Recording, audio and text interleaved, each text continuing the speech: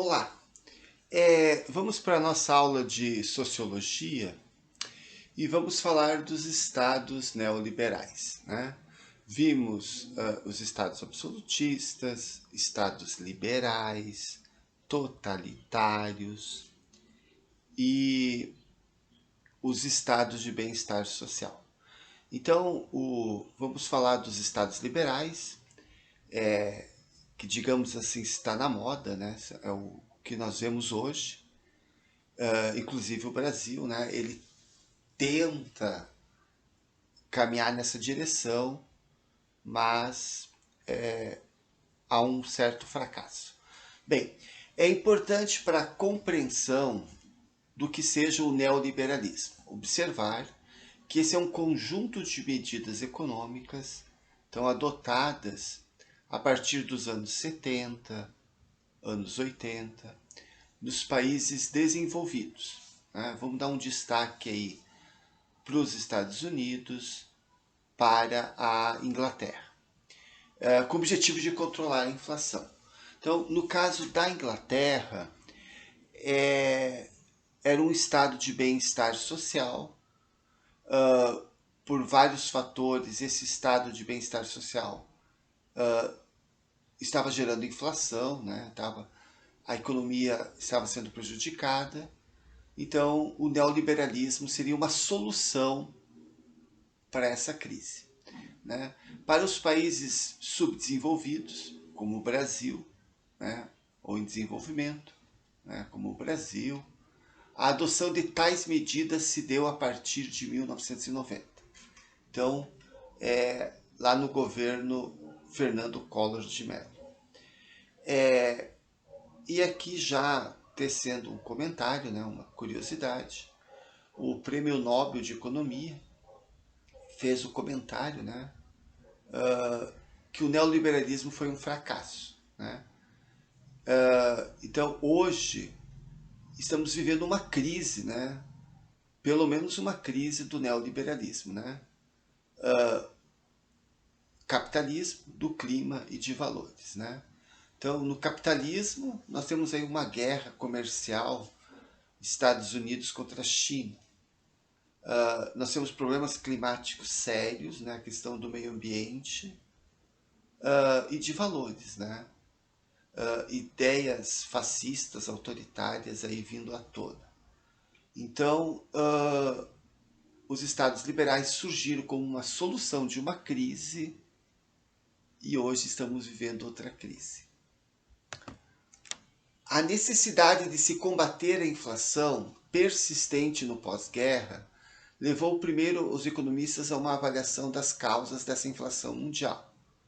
Uma vez observadas suas origens, tratou-se de buscar as medidas necessárias para alcançar tal objetivo. Então, adiantando um pouquinho o tema, havia uma interferência muito grande do Estado na economia. E isso não estava resolvendo os problemas. O Estado interferia na economia, não resolvia os problemas. Então, as medidas necessárias seria diminuir a interferência do Estado na economia. Essa seria a ideia base. Só que, infelizmente, hoje, né, a gente vê que não resolveu os problemas, né? Então, as ideias neoliberais entusiasmaram desde cedo milionários e suas fundações. O neoliberalismo é a ideologia hegemônica no Ocidente há mais de 3 décadas. No caso dos milionários, o que a gente percebe é assim, que essa política, né, econômica do neoliberalismo vai deixar ricos mais ricos e pobres mais pobres, né? Então, é o que acontece principalmente no Brasil, uma desigualdade social muito grande, e até mesmo nos Estados Unidos, onde lá o abismo entre ricos e pobres aumentou muito nos últimos anos. Bem, o ponto de partida foi justamente o período da década de 30, marcado pela Grande Depressão, né? Então, a a quebra, né, da Bolsa de Valores em 1929, a crise, né, de superprodução que levou à quebra da Bolsa de Valores em 29, teve como consequência a Grande Depressão, né, que se tornou a maior crise do capitalismo no século XX, desencadeada então a partir da quebra da Bolsa de Valores de Nova York em 29. Então, o capitalismo, né, liderado pelos Estados Unidos, nos anos 20, aí, estava a todo vapor. Os Estados Unidos se beneficiou muito com a Primeira Guerra, havia muito dinheiro, só que nem todos consumiam tanto, né? Havia ricos e pobres, não tinha mercado para todo mundo. Então se produziu demais, então por isso que fala em superprodução, né? E chegou um momento que não tinha para quem vender o produto. E aí muitas empresas tinham ações na bolsa, e quando essas empresas perceberam que havia muito estoque, muito produto para vender, e a produção estava muito grande, não tinha para quem vender tanto produto, essas empresas quebraram, as ações despencaram, muitos empresários faliram. Então foi uma grande crise que vai se refletir nos anos 30, na década de 30, né? Desemprego, inflação, né? Várias crises aí. Então, para sair dessa crise, né, causada pelo capitalismo, né, em 29, adotou-se então um conjunto de medidas de um economista chamado Keynes. Né? Keynes, o que ele defendia? Né? A intervenção do Estado na economia. Então, até 1929, havia uma grande liberdade, né, econômica, o Estado não intervia na economia, só que a coisa saiu do controle. Né? Bancos faliram, empresas faliram, foi um desastre. E qual que seria então a solução da crise? A solução seria a intervenção do Estado na economia. Né? E aí então, a partir dos anos 30, vai ser marcado, né, por essa intervenção, que seria algo que iria contra o liberalismo na época, mas foi uma forma de salvar o capitalismo. Né?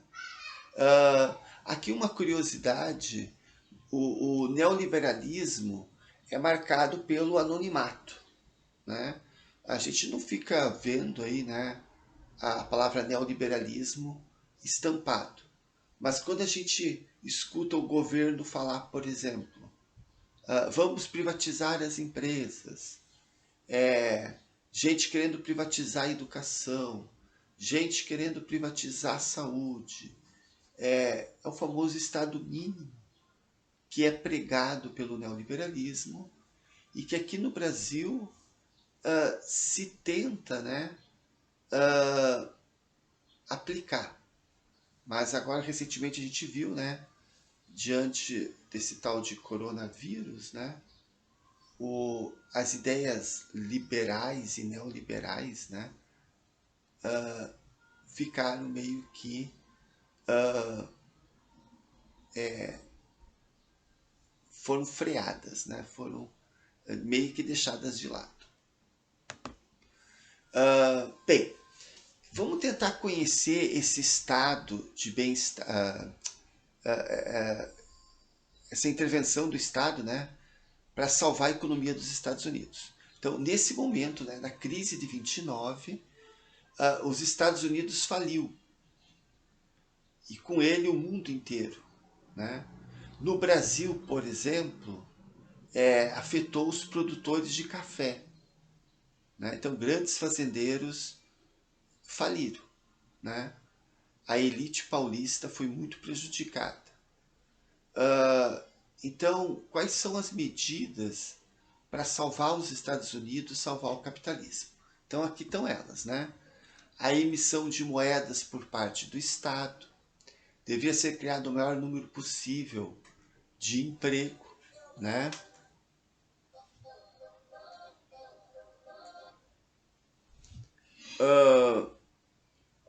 Então, criar o maior número possível de emprego, a fim de gerar renda, né, para funcionar a economia dos Estados Unidos.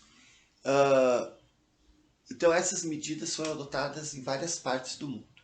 Então, um processo de emissão de moeda, né, por parte do Estado, trouxe o maior endividamento do setor público. O dinheiro deveria ser revertido em obras que pudessem trazer benefícios coletivos. E isso aconteceu, né? Melhorando a qualidade de vida da população. Então, qual que seria a lógica, né? Tá lá o trabalhador desempregado, né? A crise, né? A quebra da bolsa quebrou empresas, gerou desemprego. Então, esses desempregados, eles vão buscar emprego aonde? Em obras públicas, né? Criadas pelo governo, com dinheiro público. Então, optou-se por construir grandes obras públicas e empresas que possibilitassem melhorar as bases da infraestrutura, né? Então, estradas, hidrelétricas, né? E aí então foram construídas empresas nos setores de energia, de siderurgia, de comunicação e de prestação de serviços. Então, além de intensos investimentos nas áreas sociais da saúde, da educação, saneamento básico, de moradia e de transportes. Então, em outras palavras, né, pegou-se dinheiro público de todos nós para salvar o capitalismo. No caso aqui, os Estados Unidos e aí vários países do mundo adotando. Inclusive aqui ao lado, o trabalhador foi beneficiado, né? Criou-se o seguro-desemprego, o salário mínimo, a jornada diária de trabalho. Então, leis trabalhistas, que o Brasil vai adotar, né, nos anos 30. Então, o real sentido dessa política intervencionista, né, não era compreendido pela maioria da população, que estava mais preocupada em garantir os seus ganhos. Isso, na prática, significou uma concentração maior de poderes nas mãos dos administradores públicos, os políticos. Então, em outras palavras, o famoso populismo. Então, muitos políticos vão se aproveitar do dinheiro público para aquilo que seria uma obrigação vira um favor. É como se ele, né, aquele político, aquele salvador da pátria, pode ser vereador, deputado, governador, presidente, né? Ele está fazendo aquilo para ajudar as pessoas. Não. A gente tem que ter aquela noção que o político é um servidor público. Ele está ali para fazer a obrigação dele. Então, infelizmente, né, muitos políticos usaram da má fé, gerando até corrupção, né? Então, a partir de 37, muitos críticos, né, ao New Deal, né? O New Deal é esse programa, né, de intervenção do Estado que, repito, num primeiro momento ele ajudou muito. E os Estados Unidos vai se tornar uma superpotência não só por causa do New Deal, mas também por causa da Segunda Guerra. Digamos que a Segunda Guerra Mundial é que daí sim, né, digamos, vai dar o apoio ao New Deal, a essa intervenção. Né, porque a guerra aconteceu lá na Europa e os Estados Unidos vão emprestar dinheiro, vai mandar os mantimentos. Então, o New Deal mais a Segunda Guerra levou os Estados Unidos a ser uma superpotência. Bem, então antes dessa crise, então vamos lembrar o seguinte, que antes de 29, antes da intervenção do Estado, existiam os poderes executivo, legislativo, judiciário, e o poder econômico, então, estava nos grupos privados, totalmente separado, né? Então, de um lado estava o poder político e de outro o poder econômico. O New Deal, que foi levado a cabo com vista de recuperar a economia, por causa da superprodução e da especulação. Então, esse poder político, perdão, o, o poder econômico que estava nos grupos privados, ele provocou uma superprodução e uma especulação financeira, né, que vai levar à quebra da bolsa de valores, das ações. Então, o que aconteceu? Né? Por que o Estado interviu na economia? Por causa de alguns espertalhões que fizeram especulação, que provocaram a crise, né, a maior crise da história do capitalismo.